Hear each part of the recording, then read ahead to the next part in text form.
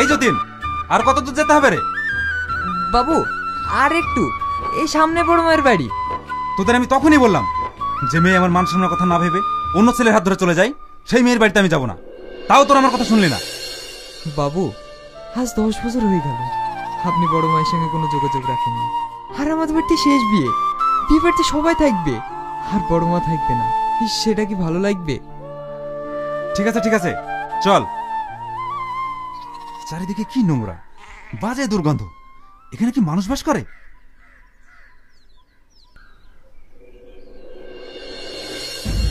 C C, এই দেখে চলতে পারিস না? এটা কি করলি? জঙ্গলি কোথাকার। এদের মা বাবাও তেমন, ছেলে জন্ম দিয়ে রাস্তায় ছেড়ে দেয়। বাবু ও বাচ্চা, বুঝতে পারেনি। তুমি যাও, চলেন বাবু।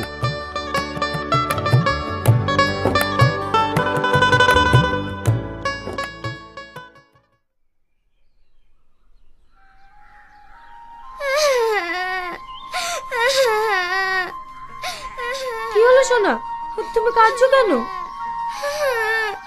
আমাকে একটা বাজে লোক বকলো। এমন বলতে হয় না সোনা, নিশ্চয় তুমি কোনো দোষ করেছো। চুপ হো।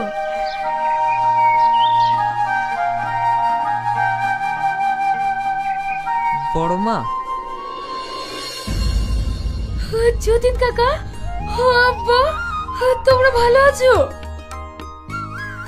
হ্যাঁ মা, আমরা ভালো আছি। তুই ভালো আছিস তো? হ্যাঁ কাকা।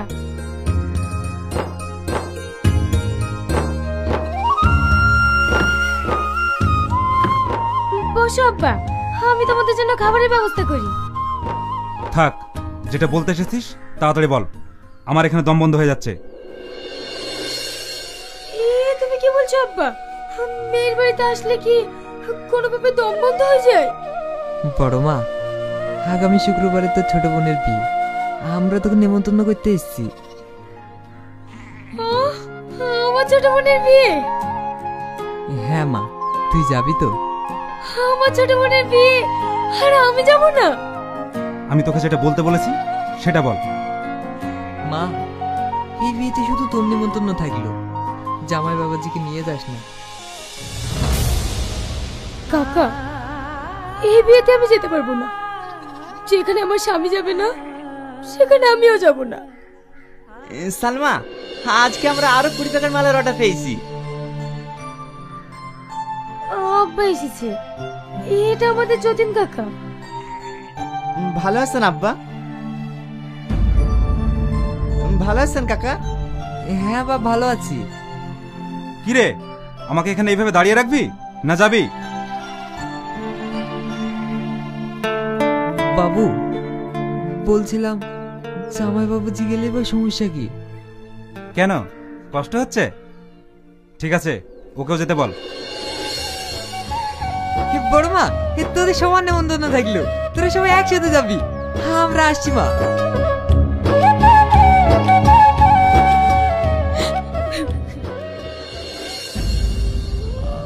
কি হলো, তুমি কাঁদছো কেন? কিছু না। পাগলি কোথাকার।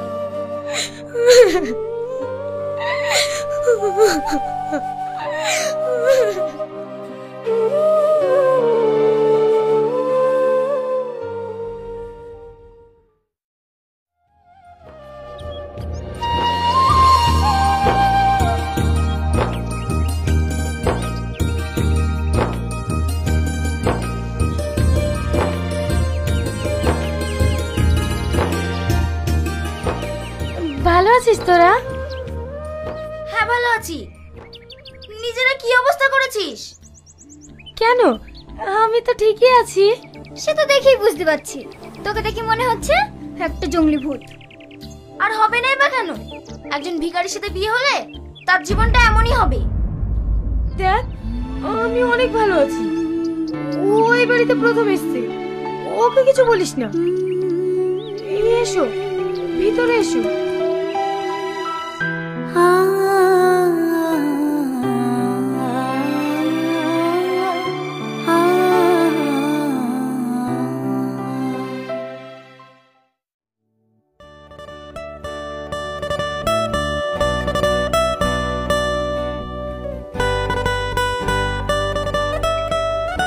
ব্যাপার?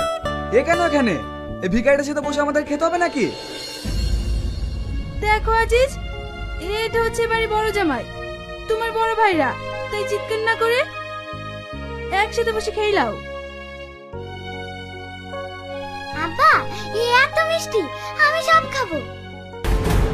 সিসি কইলো কি? এই ভিখারি বাচ্চা, বাবার কালে কোনো মিষ্টি খাসনি? দেখো আজিজ, ও বাচ্চা তো, তাই ভুল করে ফেলিছে। কেন, মেয়ে জন্ম দিতে পেরেছিস আর খাওয়াতে পারিস না? খাবে কি করি? বাবার কালে এমন মিষ্টি কখনো চোখে দেখেছে?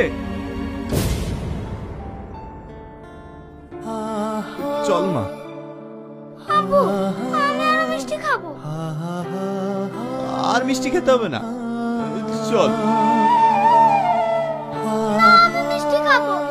আমি যাব না, আমি আরো মিষ্টি খাবো। আমি যাব না। দেখ মা, এই এত দামি মিষ্টি আমাদের হজম হবে না, জেদ করিস না, চল।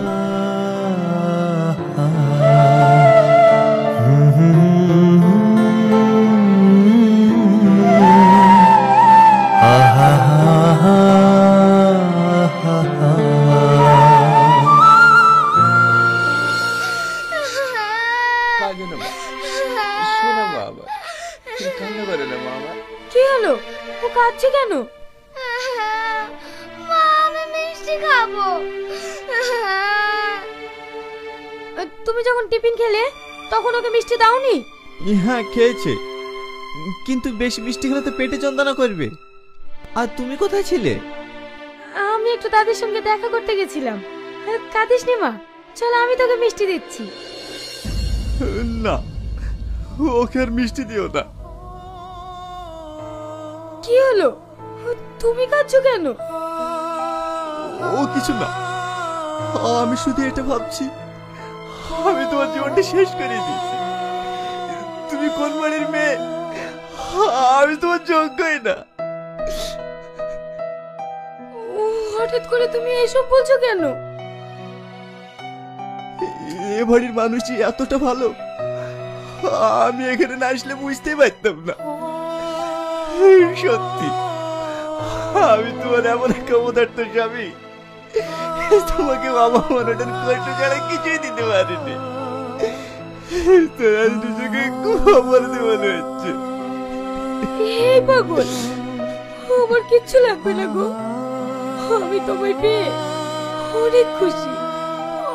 আমার শুধু এইটুকুই চাওয়া, আমি যেন তোমার বুকে মাথা রেখে শেষ নিঃশ্বাসটা ত্যাগ করতে পারি।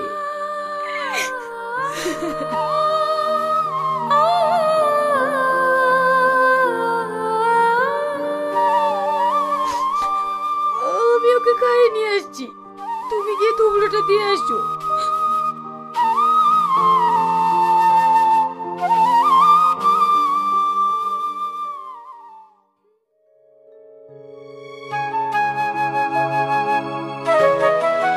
সালমা, সালমা। হ্যাঁ বলো। তোমার এই অবস্থা হলো কি করে?